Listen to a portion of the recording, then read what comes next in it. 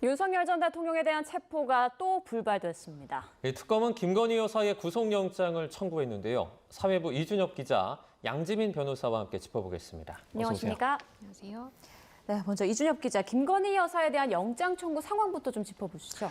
네, 김건희 여사 영장 청구가 오후 1시 21분에 서울중앙지방법원에 됐습니다. 특검은 이제 자본시장법 위반과 정치자금법 위반 그리고 특정범죄 가중법상 알선수재를 적용했다고 밝혔는데 구체적인 어떤 혐의가 적용됐는지 특검에서 밝히지 않는데 이제 어제 조사 내용으로 이제 추론을 해보자면 각각 이제 자본시장법 위반은 도이치모터스 주가 조작 그리고 명태균 게이트로 불리는 무상 여론조사 및 여론 공천 개입 의혹에는 정치자금법 위반 그리고 건진법사 게이트에 대해서는 알선수재 혐의가 적용되지 않았을까 전망이 됩니다. 다만 조금 전에 오후 2시 반 브리핑에서도 구체적인 혐의에 대해서 말씀을 안 했기 때문에 일단은 구속영장 요건에 해당한다고 판단해 청구했다고만 브리핑이 됐습니다. 수사 개시 기준으로 보면 지금 36일 만에 구속영장 청구가 된 거고요. 김 여사가 구속되면 전 대통령 부부가 동시에 구속되는 첫 사례가 됩니다. 그러면 지금 김 여사 측의 반응은 좀 어떻게 나왔습니까? 네, 저희가 이제 문의를 했더니 김 여사 측은 이제 YTN에 다 계획이 있구나라고 봤다 뭐 이렇게 얘기를 했고요. 네. 증거 없는 영장 청구고 무리하다고 본다. 그리고 영장 실질 심사 잘 준비하겠다 정도의 짤막한 입장을 밝혔습니다. 네. 어제 조사 전부터 이제 구속영장 청구 계획이 있었다고 보느냐고 물어보니까 당연하다 이렇게 답하더라고요. 그래서 예. 종합하면 애초에 구속영장 청구를 목적으로 조사를 한 거고 무리하게 영장 청구를 한 거 아니냐 이런 취지입니다. 네. 변호사님, 이렇게 빠른 특검의 영장 청구 예상하셨습니까? 이 영장 청구에 있어서는 조금 신중할 수도 있겠다라는 생각을 하기도 했습니다. 다만 만약에 영장을 청구한다면 어제 있었던 조사 내용이 특검이 판단하기로는 굉장히 좀 부실했다고 봤을 가능성이 있겠다라고 생각을 했는데요. 일단 어제 진술 거부권 행사한다라든지 아니면 아예 소환에 응하지 않아서 출석하지 않는다라든지 그런 일은 발생하지 않았습니다. 다만 지금 특검에서 준비했던 5가지 혐의 모두에 대해서 다 부인하는 취지의 진술을 한 것으로 알려지고 있습니다. 그렇기 때문에 특검 입장에서는 일단 조사를 수차례 더 하고 삼부토건이라든지 아니면 양평 사건 관련해서도 조금 더 구체화가 될 때 그때 영장 청구를 하는 것도 가능하겠지만 김 여사에 대해서 수차례 더 소환 조사를 한들 실익이 없다라고 판단한 것 같아요. 오히려 전격적으로 영장 청구를 해서 만약에 발부가 된다면 오히려 피의자를 압박하는 수단이 될 수가 있기 때문에 이러한 전략이 보다 더 유효하다라고 판단한 것으로 보이고요. 다만 여기서 윤 전 대통령 사례와 비추어 봤을 때 윤 전 대통령은 구속 이전에는 소환에 응했지만 구속된 이후에는 응하지 않고 있습니다. 그러면 특검 입장에서도 과연 김 여사가 그렇게 할지 아닐지 그런 가능성에 대해서도 아마 판단을 했을 것으로 보이는데요. 다만 김 여사의 경우에는 관련 혐의가 굉장히 방대하고 그만큼 이미 수집된 증거도 많다라고 특검에서 자신감을 보이고 있는 상황이기 때문에 이렇게 전격적으로 영장 청구를 할 수 있었다라고 보입니다. 그러면 말씀하신 걸 좀 바탕으로 생각하면 사실 의혹은 한 16개 되지 않습니까? 그중에 5개만 조사를 하고 아직 11개가 남아있는데도 이렇게 영장 청구를 한 건 이것만으로도 영장 발부는 충분하다 이렇게 판단했다는 말씀이세요? 맞습니다. 그러니까 영장 청구를 함에 있어서는 사실은 적용 법조가 한 가지 혐의여도 충분합니다. 그 부분에 대해서 어느 정도 혐의가 소명되고 그리고 그러한 범죄 자체가 굉장히 중대하고 가장 중요한 것은 증거인멸 우려라든지 도주의 우려가 있다라고 판단이 된다면 그때는 영장 발부 가능하거든요.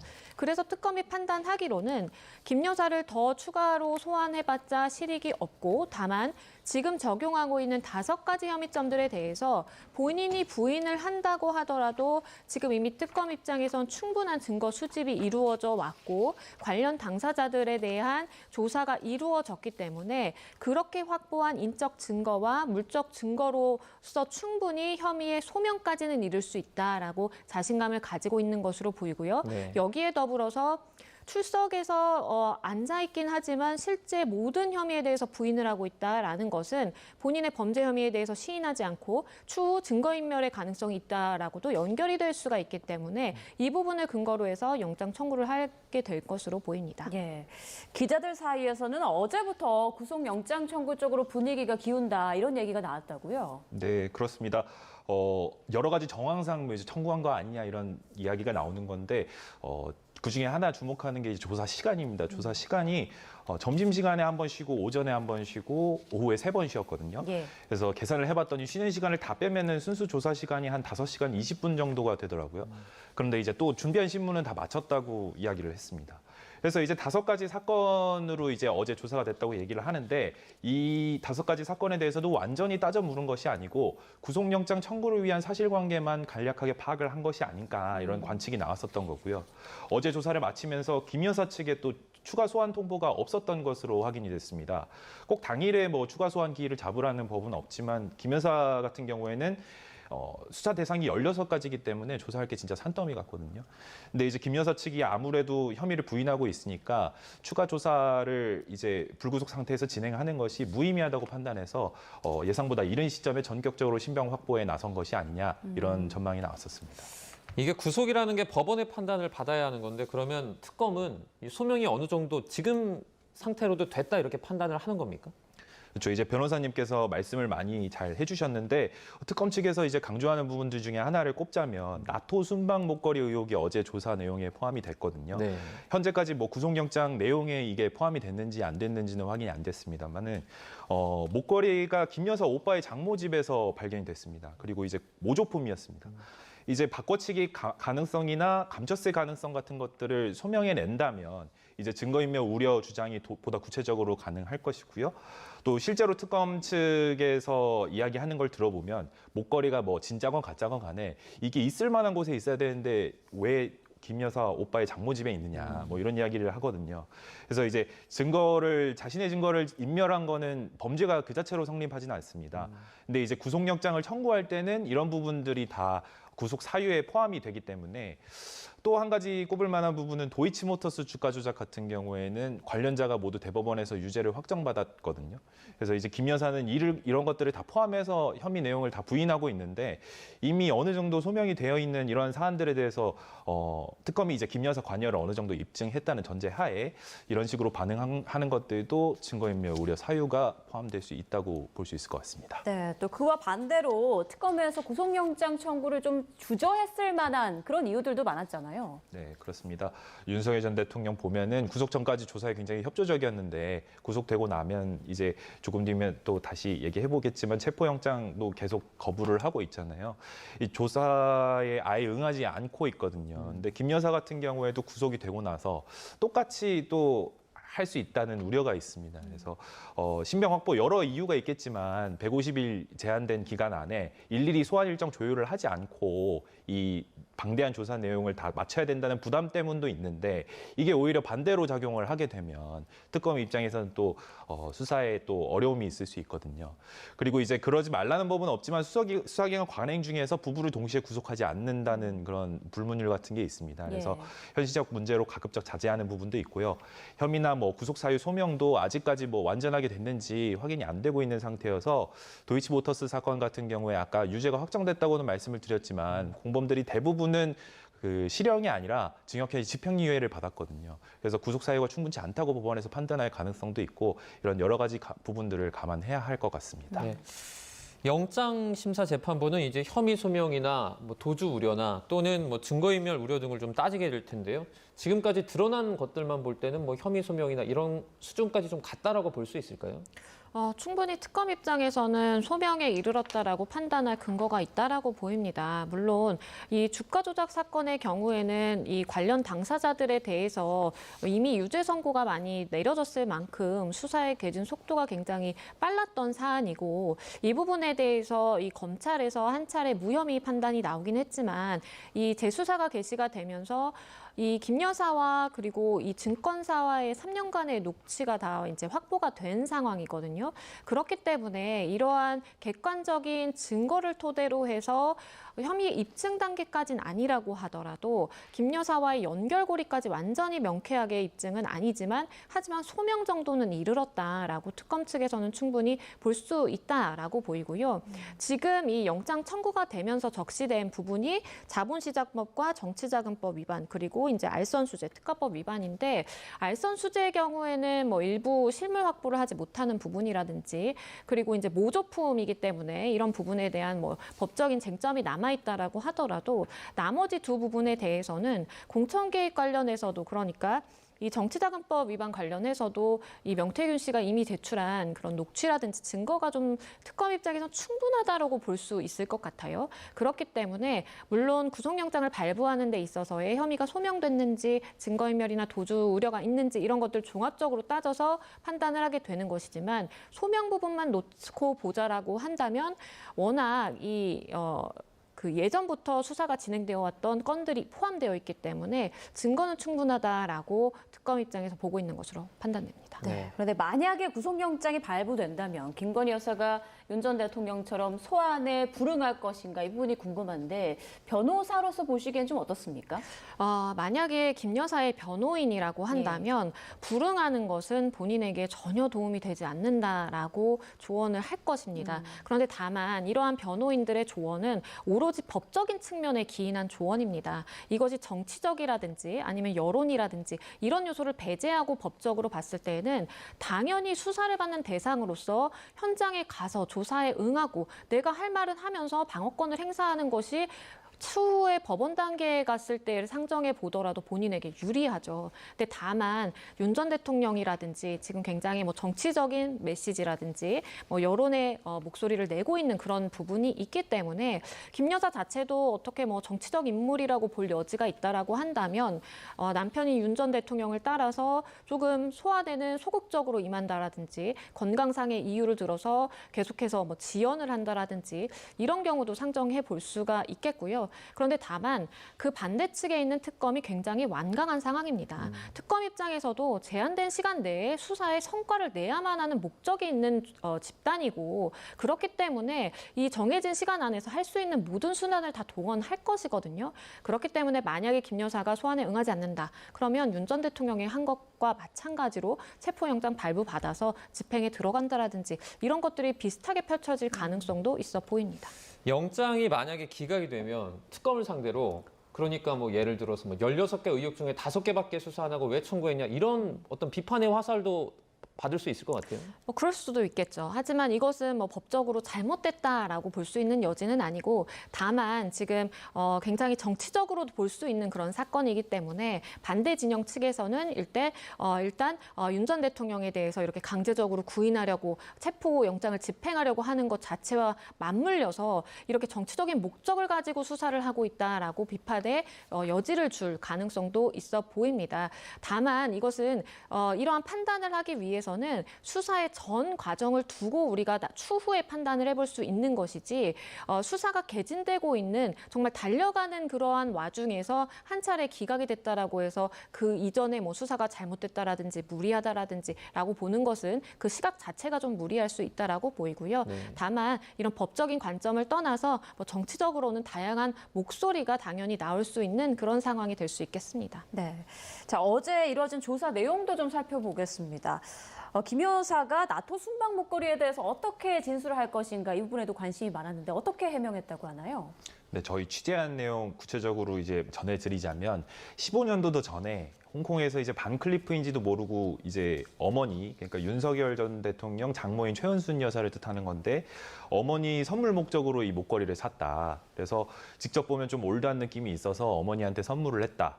근데 이제 순방 때 이제 나토 순방 때 보니까 다이아 귀금속 가지고 있는 것들 중에서 순방에 차고 갈 만한 것들이 마땅치 않더라. 그래서 이제 모조품이지만 어머니께 선물한 것을 빌려서 착용했다라고 얘기를 했고요. 이후에 이제 이게 논란이 됐죠. 이제 공직자윤리법 위반 의혹이 있어서 문제가 되니 놀라기도 하고 또 너무 이게 알려지는 바람에 아무도 이걸 착용을 못 하겠다. 이런 생각을 해서 버릴까 생각하면서 이제 집에 내버려뒀다는 겁니다. 근데 오빠 김진우 씨가 이제 집에 왔을 때 버릴 거면 내가 들고 가지 뭐 이러면서 이 목걸이를 들고 갔고 그 이후에 이제 어떻게 됐는지는 모른다. 뭐 이런 식으로 해명을 했다고 하네요. 지금 목걸이 관련해서 해명이 자꾸 바뀐다 이런 지적도 있는데 이 부분도 설명을 조금 해주시죠. 네. 2022년에 6월에 이제 처음 논란이 됐을 때 대통령실 해명은 지인에게 빌렸다는 거였거든요. 그리고 지난 5월에 검찰에 이제 진술서를 낸 것으로 알려졌는데 이때 당시에는 이게 모조품 목걸이를 김 여사가 직접 산 거다 이렇게 얘기를 했었습니다. 근데 이게 두 개가 얼핏 듣기엔 내용이 다르잖아요. 그래서 네. 이게 해명이 바뀌었다는 논란이 굉장히 많았는데 지금 뭐 앞서 말씀드린 내용을 좀 살펴보면 이 두 가지를 섞어놓은 듯한 그런 해명이거든요. 예. 네. 그리고 이제 심지어 이제 김 여사 오빠의 장모 집에서 이 목걸이가 발견됐다는 부분도 사실 특검에서는 굉장히 의심스러운 부분으로 보고 있는 내용이었는데 이것도 얼추 이제 맞아 떨어지도록 이렇게 해명이 이제 나온 상황이고요. 김 여사 측은 이제 이걸 근거로 해서 이제 해명이 바뀐 게 아니고 증거인멸 우려나 이런 것들은 말도 안 되는 의혹이다 이렇게 주장을 하고 있는 거고요. 특검 측에서는 그런데 이제 첫째가 영부인이 순방에 가짜 모조품을 가져갔겠느냐 이렇게 보는 거고 둘째로는 애초에 이제 공직자윤리법상 재산신고 누락이 이게 벌금형도 아니고 과태료나 뭐 징계 정도의 사안이거든요. 그래서 중한 범죄가 아닌데 처음에 해명을 했을 때 가짜라고 해명을 했으면 다 해결됐을 것을 왜 이렇게 해명을 했겠느냐. 이게 사실은 뇌물이거나 아니면 지금 발견된 것들이 바꿔치기한 뭐 가짜가 모조품을 일부러 바꿔치기 한 게 아니겠느냐 이런 뭐 의심을 하고 있는 그런 상황입니다. 그러니까 지금 김건희 여사는 나토 순방 때 착용한 목걸이는 모조품이다라는 거고 또 김 여사에게 통일교 측에서 전달했던 명품을 지금 특검에서는 확보하지 못한 상황이잖아요. 실물 없이 혐의 입증이 가능한 건가요? 일단 판례상으로는 비슷한 사안에서 뇌물이나 청탁 부분이 문제가 됐을 때 실물이 없어도 유죄 판단이 나온 사례가 있기는 합니다. 이 판례에 따르면 금품 수수를 하지만 실물이 존재하지 않는 경우에 상대방 진술이라든지 정황 증거만으로도 유죄 판단이 된다라는 사례는 있습니다. 그런데 이제 특검 입장에서의 지금 하나의 이제 과제라고 볼 수 있는 측면은 이 모조품이 실제 처음부터 이 모조품이라는 그러니까 김 여사 측의 말이 맞다고 한다면 모조품 실물은 일단 있는 상황입니다. 그렇기 때문에 이와 관련해서는 이것이 정말 사실이고 정말 그 진품이라고 할 수 있는 것을 확인하지 못한다면 어떻게 보면 지금 이야기되고 있는 공직자로서의 재산신고 목록에 포함되지 않을 수도 있는 측면이 있어서 그 부분은 지금 법적인 해석 그러니까 실물이 있는지에 따라서 좀 달리 볼 수 있는 여지가 있겠고요. 그리고 이 특검 측에서 이야기하는 샤넬백이라든지 이제 통일교로부터 청탁을 다 받은 대가로서 지급받았다라고 하는 것은 실물이 없다라고 하더라도 당시에 건네준 사람과 그리고 받은 정황이 입증이 된다면 충분히 유죄 판단도 가능한 것인데 하나의 과제는 그 김 여사에게까지 전달됐다는 연결고리를 밝혀내야 되는 부분이 있기 때문에 이것이 둘 다 양쪽에서 자백을 하고 인정을 하면 좋겠지만 한쪽은 나는 절대 받지 않았다, 몰랐다라고 부인하고 있는 상황이거든요. 그렇기 때문에 전달자라든지 전달을 했다면 그 전후 관련돼서 어떠한 이야기가 오간 정황이라든지 풍부한 정황 증거가 있어야만 이 부분은 유죄 입증에 가까워질 수 있다라고 봅니다. 네, 이제 목걸이 얘기는 저희가 수사를 조금 더 지켜보도록 하고요. 이번엔 윤 전 대통령 체포 이야기도 좀 저희가 해보도록 하겠습니다. 오늘 결국에는 불발이 됐는데 뭐 특검이 이제 뭐 또다시 체포영장 집행에 나설 거라고 보십니까? 어떻게 보세요? 우선 이제 오후 2시 반에 이제 브리핑을 하기로 해서 여기서 이제 구체적인 방침이 나올 거다 이렇게 전망을 했었는데 아쉽게도 거기서 나오지 않았습니다. 그래서 일단은 그 브리핑에서는 법원이 적법하게 발부한 영장이고 피의자의 수감 상황까지 고려를 해서 발부한 영장을 적법하게 우리가 집행한 거다. 이 정도의 입장만 밝혔기 때문에 저희가 이제 뭐 곧바로 기소할지 아니면 체포영장을 다시 연장해서 집행에 나설지에 대해서 속 시원하게 말씀드릴 수는 아쉽게도 없을 것 같습니다. 일단은 전망의 영역이긴 하지만 그래서 다시 체포영장 집행에 나섰을 때 실익은 이제 수사기관 입장에서 볼 때는 좀 크지 않다. 이런 전망이 있습니다. 왜냐하면 그동안 물리력을 동원할지가 고심의 지점이었는데 물리력을 실제로 이번에 동원을 했거든요. 그래서 끌어내려고 시도를 했는데 실패했기 때문에 다음 시도에 나서서도 성사가 될지 그게 이제 미지수가 됐고요.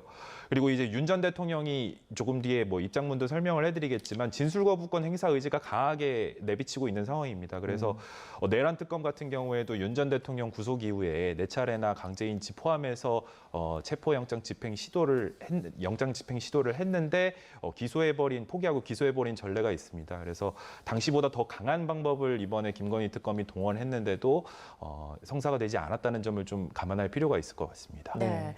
윤 전 대통령 측 변호인의 이야기를 들어봤을 때 구치소 측에서 윤 전 대통령 팔다리를 잡고 옮기려고 했는데 윤 전 대통령이 의자를 잡고 버텼다는 거예요. 이렇게 완강히 거부하는 피의자 사례를 들으신 적이 있나요? 굉장히 보기 드물죠. 사실은 수감이 되어 있는 상황에서는 체포영장이 따로 발부되지 않는다고 하더라도 소환에 응하는 것이 일반적입니다. 그런데 윤 전 대통령의 경우에는 이미 구속이 되어 있는 상황임에도 불구하고 끌어낼 수가 없다 보니까 별도의 체포영장을 발부받아서 강제 구인을 시도하는 상황까지 벌어지게 된 것이고요. 일부 수감자들 중에 정말 자포자기의 심정으로 응하지 않겠다, 내지는 건강상의 이유가 정말 있어서 컨디션이 안 좋아서 못 가는 경우는 있지만 이렇게 10명이 넘는 이 인력이 투입돼서 정말 의자에 앉힌 상태로 들고 나오려고 하는데도 이것을 완강히 거부하다가 물리적인 충돌이 발생했다라는 사례는 일반인의 시각에서 접근하기도 힘들 뿐만 아니라 정말 찾아보기 어려운 선례입니다. 여기서 법적 문제를 제기할 가능성도 있을까요? 그렇죠. 만약에 정말 부상을 입어서 이 부분에 대해서 내가 문제 삼고자 한다면 윤 전 대통령 측에서는 지금까지 해왔던 절차처럼 모든 수단을 동원할 것입니다. 교도관이 내 팔을 잡아서 내가 멍이 들어서 상해 입었다, 아니면 내가 의자에서 넘어져서 어디를 찧어서 부상을 당했다라고 한다면 이 부분에 대해서 형사적으로 고소라든지 아니면 공무원의 집행에 따라서 내가 손해를 본 것이기 때문에 국가배상 청구라든지 이런 것들을 다양하게 검토할 것이기 때문에 집행하는 사람의 입장에서도 굉장히 부담스러운 것이 사실입니다. 네, 앞으로 특검이 또 어떻게 움직일지는 계속 좀 지켜봐야겠습니다. 지금까지 사회부 이준엽 기자, 양지민 변호사와 함께했습니다. 고맙습니다. 고맙습니다.